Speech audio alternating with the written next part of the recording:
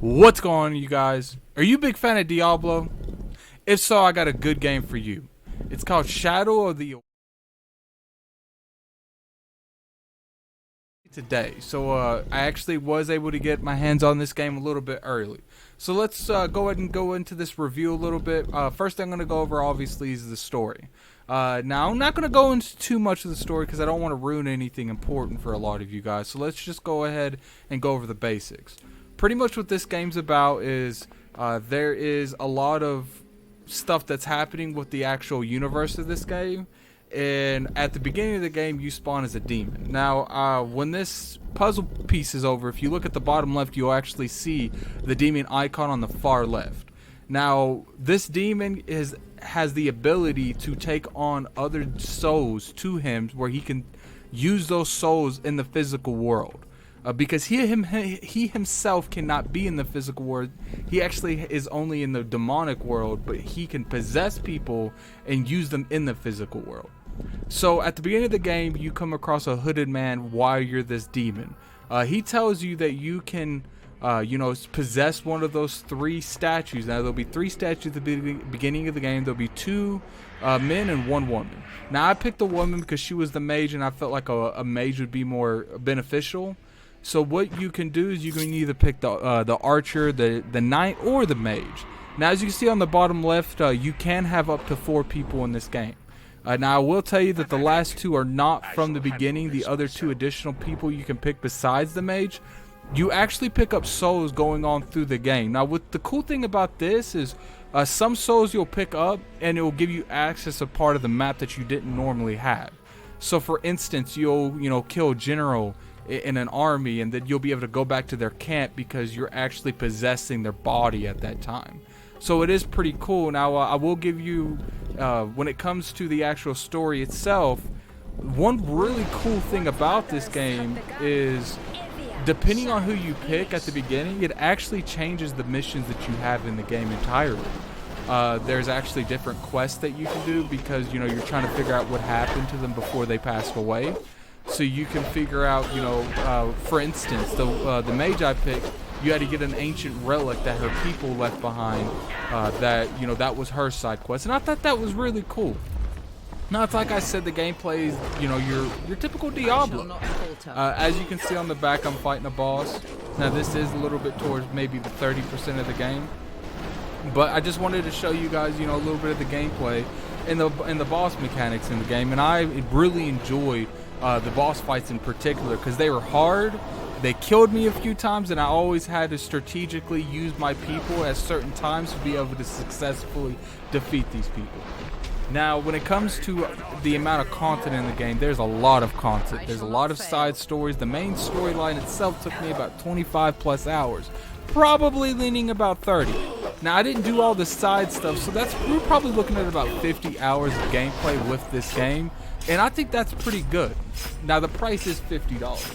So that is a pretty high steep because I would say this is a little bit in the middle of a AA title. I hate using that word, but it's easier to use those kind of words when you qualify what kind of game they are. Is it worth $50?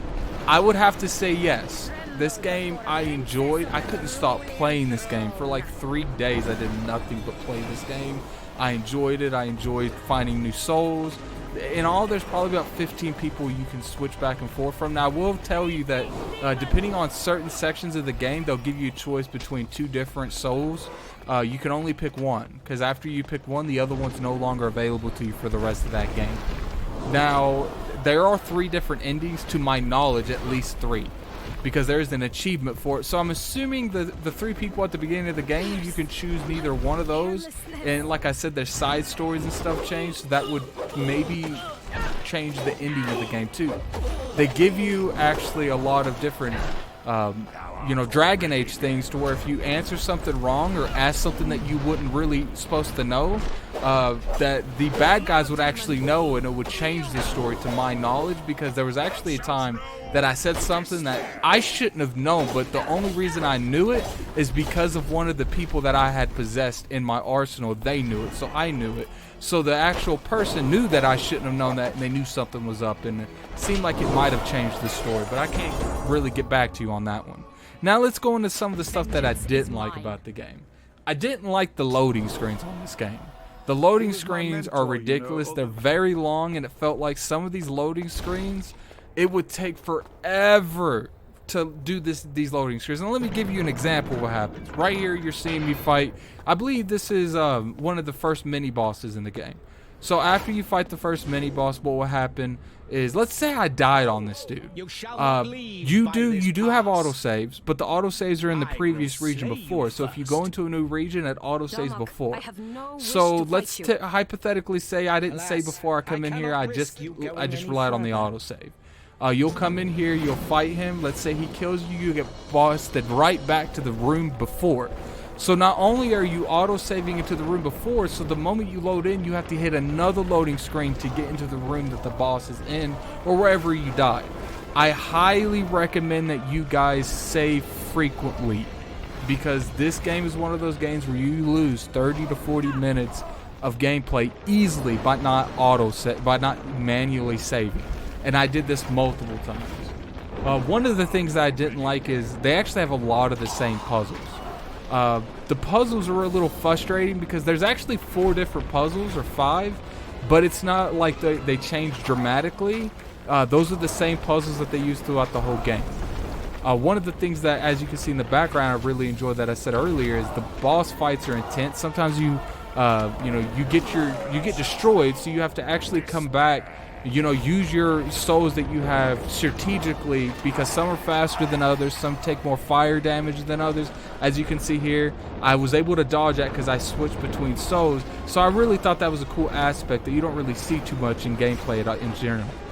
Now, another thing that kind of a little nitpicking is the mini-map in general. Sometimes the markers for quests and stuff wouldn't even show up on the mini-map. Now, I don't know if that's, particularly the game's fault, or maybe it was just my game in general, or maybe you have to be in a certain region or the region before you can actually see that. But sometimes it wouldn't even show up on the main world map, and I thought that has to be a glitch.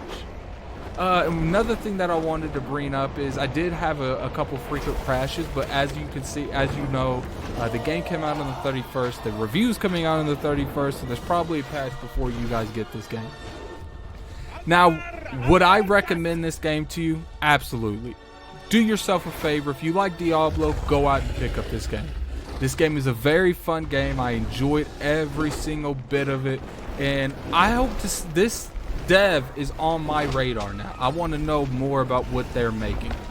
But, take your chances. It's $50. I know that's a lot to ask for a game these days, but you spend $60 full retail on games that I guarantee you at least people that are watching this video do not like or wish they didn't buy.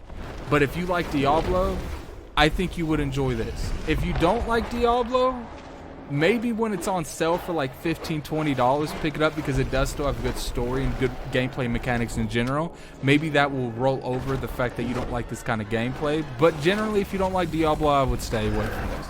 So tell me what you guys think. Did you guys, pick this up? Give it a like if you don't mind. And share my content to as many people as you want. I like my content to get to as many people as possible. And, until next time, I'm going to do more reviews. This is Gaming Addict. I'm out of here. Peace.